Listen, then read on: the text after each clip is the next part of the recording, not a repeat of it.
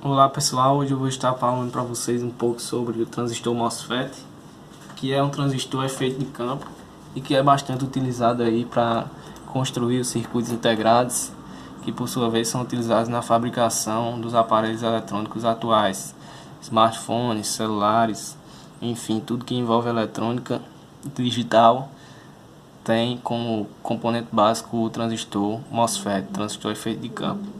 Então como é que funciona? Vamos primeiro falar do MOSFET e seus elementos, né? Nós temos o gate, que é feito de material condutor. Nós temos o óxido de silício, que é uma camada isolante, essa camada em azul. Nós temos o dreno e o source, que no caso do transistor NMOS estão conectados a regiões de fusão do tipo N, são regiões onde o silício é dopado com elementos da família 5A, são elementos doadores de elétrons. Então, ao dopar o silício com esses elementos, nós temos que ter uma grande concentração de elétrons nessas regiões de fusão tipo N. Então, nós temos também o substrato, que é a região dopada tipo P, ou seja, são inseridos impurezas, elementos da família 3A na estrutura cristalina do silício. Esses elementos são elementos em que há falta de elétrons. Então, ao inserir esses elementos, eles vão roubar os elétrons da estrutura cristalina do silício, que vai haver em consequência é o acúmulo de cargas positivas ou de lacunas. Em quase todos os MOSFETs nós temos também o substrato ligado ao source, nessa conexão mais externa aqui. Então, ao menos que seja dito o contrário, nós vamos ter o MOSFET com essa conexão feita internamente. Então, como é que funciona o MOSFET? A principal tensão de controle dele é a tensão VGS. Ao inserir uma fonte de tensão de G para S aqui, note que como há a camada isolante em azul, não vai haver circulação de corrente do gate para o substrato.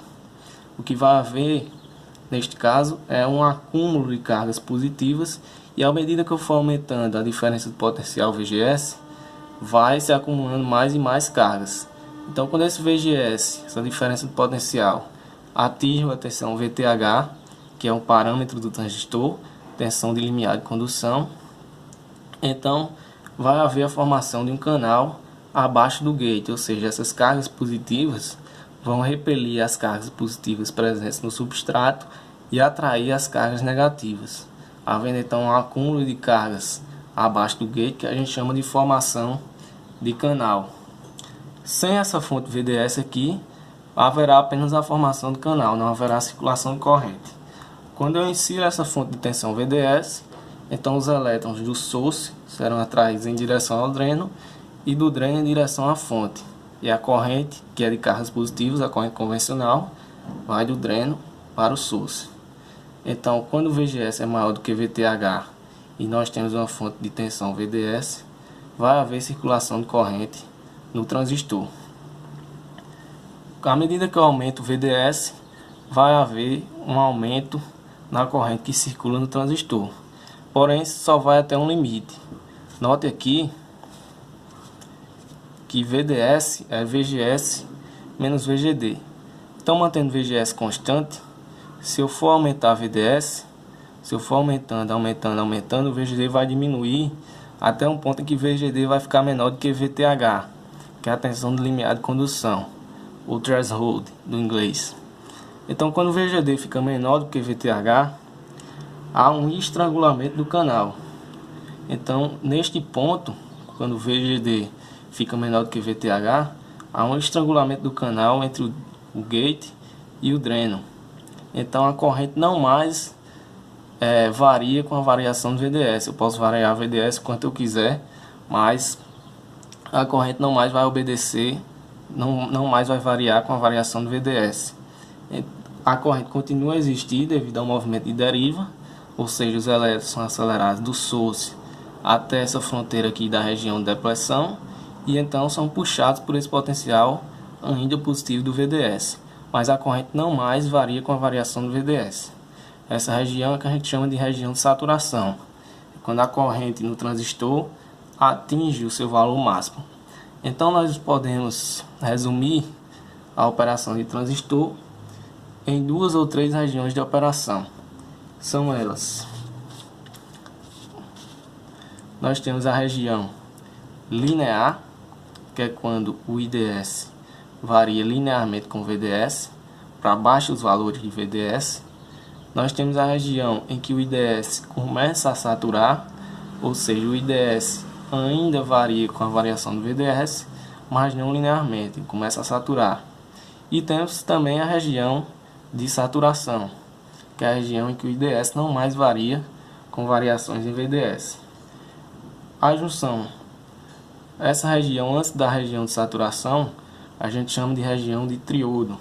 Então nessas três curvas a região de triodo está delimitada por esse tracejado aqui. E as equações para essas regiões estão aqui à direita.